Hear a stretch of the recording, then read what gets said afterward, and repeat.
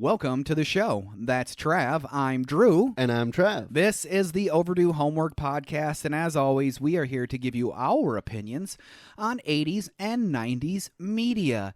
Do not forget to contact us at podcast@overduehomework.com. Trav, while we're talking emails, why don't you tell me them socials? Them socials are Facebook and Instagram. You can follow us at Overdue Homework Podcast. Piece of cake. And our YouTube channel. Hey. Remember that thing? Overdue Homework Podcast. It's a piece of cake. You can watch the first 10 minutes-ish of the podcast. Like I said in our last episode, if you are interested in seeing more, leave a comment. If you guys like it and we get tons of likes, that means you like it, and so we'll give you more. We'll give you more. We'll give you more.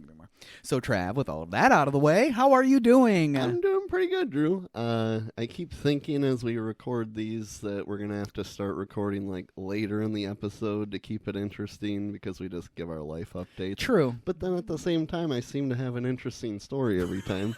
So what's fun in the world? Fun things are watching movies, yes, TV, yes, video games yes. are kind of fun. You know, the podcast. Yes, that's the podcast. That's really fun. That Downloading it, that's a lot of fun too. That's the most fun thing ever. You know what's not fun is tripping down the stairs from all the way from the top set all the way down to the bottom because your dog thinks, I want to beat you down the stairs. He took me down and I slipped all the way down at what seemed like 30 miles an hour. I bet. And I realized that 36 years old is the max limit you can do that and not break any bones. Because I almost passed out from the pain. I bet. But I did not break anything. So was it a face down slide, a butt slide, a back slide? It was a slide down on the side of my hip and elbow, hitting every step on the way. Ouch. And my right hand was holding a plate with some leftover nacho cheese in a bowl as I was going to wash it. Okay.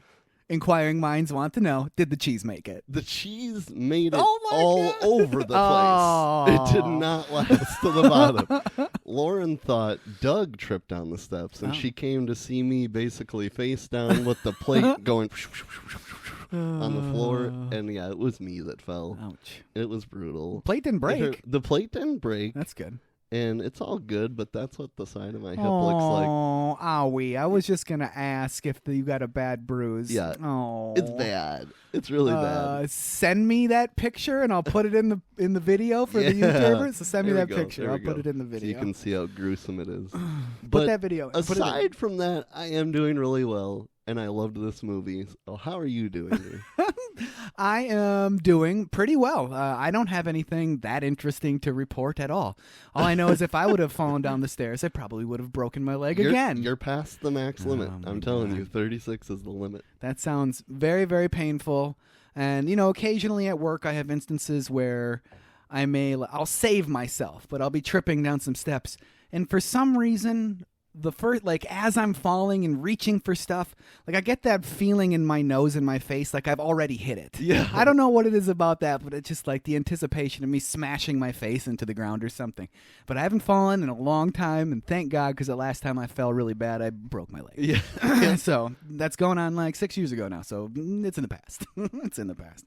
All right, Trav, with all of that out of the way, I want to tell our listeners that I used a few articles in preparation for this podcast. One was from imdb.com, and that was just like their trivia section. Another one was from tvtropes.org, tvtropes.org. And that is a Wikipedia-like website that talks about specifics in the movie. There was no direct author to it because it seems like it's one of those things like Wikipedia where anybody can edit it and all that type of stuff. So take that with a grain of salt, I guess. Yeah. And movieweb.com. I read this article. I didn't particularly use anything in the podcast with this article, but Brian Accardo, he presents the actual true life story in a fun, readable way. So There's some differences. So if you want to read that story, I say click on that link in our show notes and go check it out because it's an interesting story. Bear in mind, though, the person telling it lived in 1898. So it's not like there was cell phones to prove or the internet or anything like that. So keep that in mind. Yeah. Of course, our homework review for this week is The Ghost in the Darkness from 1996. And so I'm going to continue a little bit longer. Give these YouTubers a little extra. Hey, there little we go. extra YouTube, A little little extra sprinkle. Ghost in the Darkness from 1996, directed by Stephen Hopkins. In 1998, he was interviewed, and he was quoted as saying, the film was a mess. I haven't been able to watch it. Okay, Stephen. That's an issue. That is an issue. That is an issue. It was written by William Goldman, based on The Man-Eaters of Savo by John Henry Patterson, our titular character in the movie. Produced by Gail Ann Hurd. Gail Ann Hurd, does that ring any bells? It does. Terminator. Hey, there we all go. the Terminators There and a we go. whole lot of this. So Gail Ann Hurd. Paul B. Radden and A. Kitman Ho, I love that name. I do A. too. Kitman Ho. I also love like that. Paul B. Radden. That's pretty good. Paul B. Radden. Paul B. Radden. Yeah, you know what I mean? Hey, how's Paul? He be Radden. He be Radden right next to a Kitman Hull. Oh boy! So this movie was starring Michael Douglas as Charles Remington, Val Kilmer as Colonel John Henry Patterson. Paramount wanted Tom Cruise or Mel Gibson to star as Patterson. They both turned it down. Oh, Iceman would have been pissed. I'll bring this up now.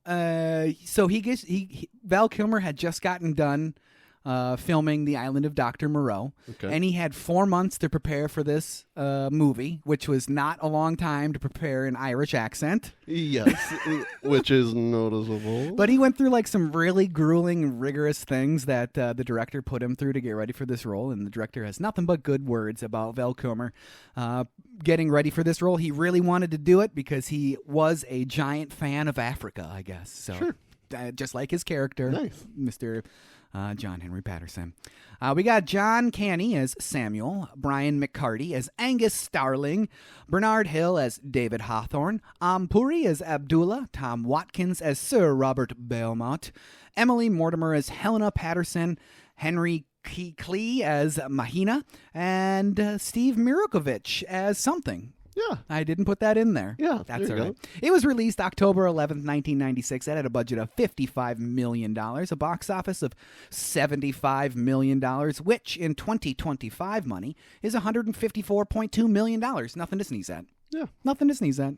All right, well, with all of that out of the way, we bid you adieu, fair YouTuber. Thanks for watching all the way through this part. Tell us if you like it. Tell us if you like it.